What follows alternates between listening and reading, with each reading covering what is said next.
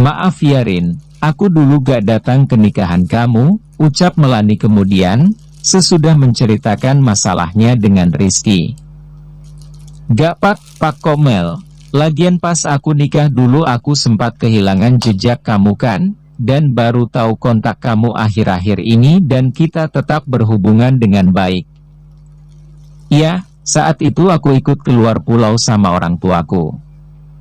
Sekarang mereka sudah meninggal. Jadi Om Hasan dan Tante Mirna udah meninggal.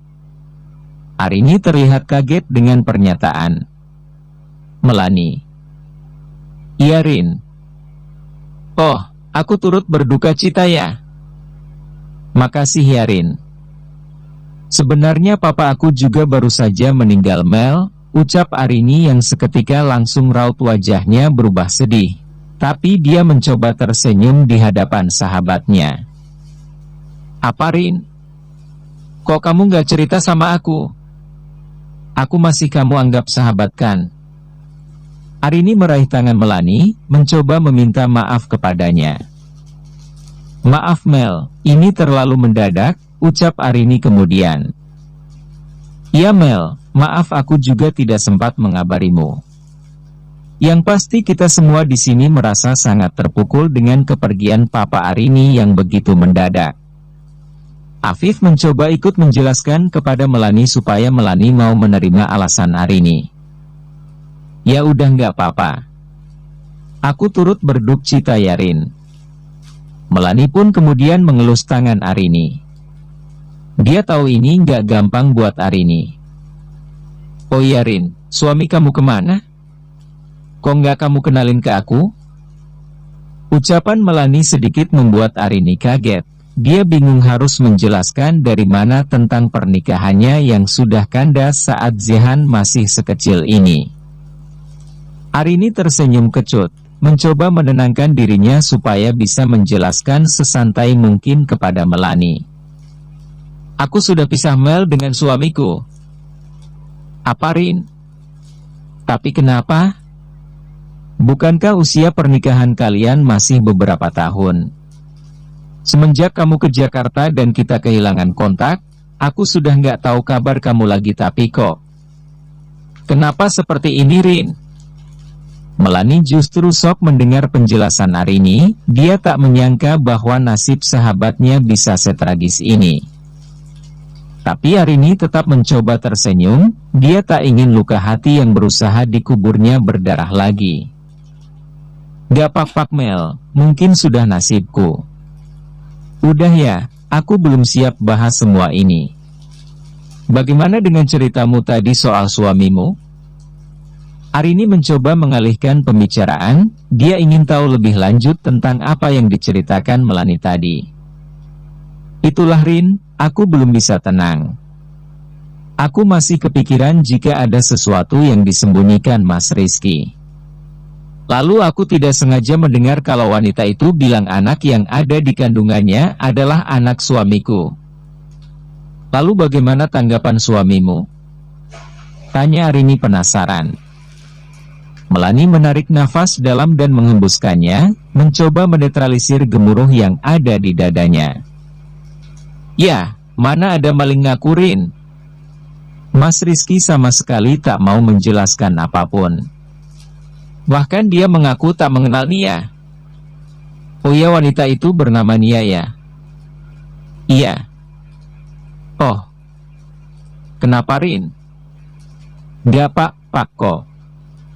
Terus rencana kamu selanjutnya bagaimana?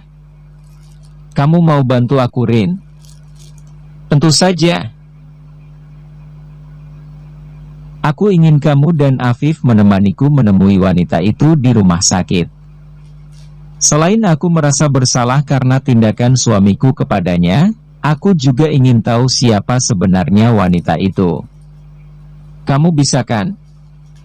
Melani memohon kepada Arini untuk menemaninya ke rumah sakit menjenguk Nia. Sementara di lain sisi, Arini juga penasaran dengan wanita yang bernama Nia ini serta tentu saja Arini pasti akan membantu sahabatnya. Bagaimana Afif? Arini menoleh kepada Afif, dia ingin meminta saran dulu kepadanya sebelum membuat keputusan. Tentu saja kita akan membantu melanirin, ayo berangkat. Naik mobilku aja. Oke ayo.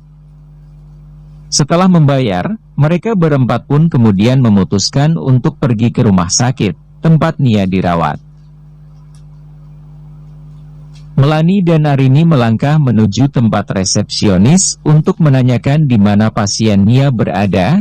Sementara itu Zehan begitu anteng dalam gendongan Afif. Sesekali terlihat mereka bercanda yang menggambarkan keakraban mereka. Sampai di ruangan resepsionis, Melani langsung menanyakan pasien atas nama Nia. Ya, sebelum Melani pergi dari rumah sakit, dia tak tahu di mana Nia dirawat. Melani dan Rizky langsung meninggalkan Nia saat suami wanita itu datang. Setelah diberitahu bahwa Nia sedang operasi, ada gurat kaget dan rasa bersalah dari wajah Melani karena bagaimanapun ini terjadi karena ulah suaminya yang mendorong wanita malang itu. Mereka berempat langsung menuju ruangan operasi. Melewati lorong-lorong beberapa ruangan yang harus mereka lalui sebelum sampai ke ruang operasi. Ketika sedikit lagi mereka akan sampai, Zehan yang digendong Afif tiba-tiba meronta ingin turun dan berteriak. Papa, papa, dan tiba-tiba anak kecil itu berlari begitu saja ke arah seseorang. Seketika mereka bertiga menoleh ke arah Zehan berlari. Dan betapa terkejutnya Arini ketika melihat ada Wira di situ. Di tengah keterkejutannya mereka pun tetap melangkah menuju di mana Wira duduk dan ternyata itu adalah ruang operasi yang mereka cari. Zehan sudah digendong dan dicium Wira ketika mereka mendekatinya. Arini, kok kamu ada di sini? Tanyanya kemudian. Aku sedang ikut temanku mencari seseorang. Mas sendiri, kenapa ke sini? Siapa yang sakit? Perasaan Arini mulai bingung dan menduga-duga. Apa jangan-jangan Nia yang dimaksud Melani adalah Nia istri kedua Mas Wira? Itulah yang ada di benak Arini. Biarin, dia harus dioperasi. Loh kalian sudah saling kenal? Tiba-tiba Melani menyela pembicaraan Arini. Iya Mel, ini Mas Wira mantan suamiku. Loh bukannya Mas Wira ini suami Nia? Iya Mel, ceritanya panjang. Melani terlihat bingung sekali, dia pun sedang berpikir ada apa ini. Ada apa sebenarnya antara Arini, Wira, Nia, Rizky? Itu semua membuat Melani sangat bingung. Belum selesai mereka berbicara, Wira tiba-tiba menggandeng tangan Afif untuk pergi agar menjauh sementara Zehan sudah dititipkan kepada Arini lagi. Apa-apa Wir? Tanya Afif setelah mereka menjauh dari Arini dan Melani. Fif, aku bisa minta bantuan kamu? Apa Wir? Kalau aku bisa bantu, pasti akan kulakukan. Aku bisa pinjam uang Fif. Biaya operasi Nia aku tak sanggup lagi membayarnya. Aku janji setelah aku mendapatkan uang pasti akan aku lunasi. Wira, bagaimanapun kita tetap teman. Kalau masalah ini tentu aku bisa membantumu, dan pasti Arini pun tak akan keberatan kalau aku membantumu. Dia wanita hebat, yang bahkan sudah memaafkanmu. Jawaban Afif membuat Wira sangat sedih dan terpukul.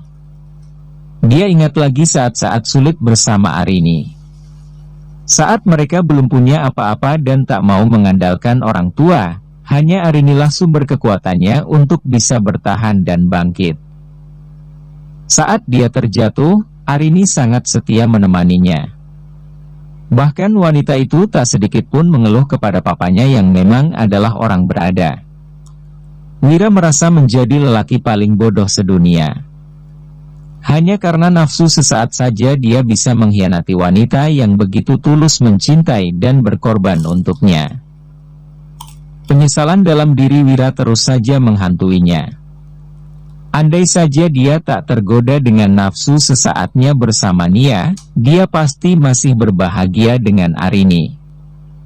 Mempunyai keluarga utuh yang bahkan diimpikan oleh semua orang. Dia tersadar bahwa keluarganya begitu sempurna untuk dikorbankan. Dia tak henti merutuki dirinya sendiri. Tapi ibarat nasi telah menjadi bubur, Arini tak akan mau lagi kembali bersamanya. Arini pernah bilang, bahwa semenderitanya dia bersama Wira dia akan tetap menyayangi Wira asal lelaki itu tidak berselingkuh dan KDRT. Tapi apa yang dilakukan Wira sungguh sudah tidak termaafkan. Dia bukan hanya selingkuh tapi dia sudah menikah lagi. Kamu benar Viv, Arini itu bak bidadari yang dikirimkan Tuhan untukku.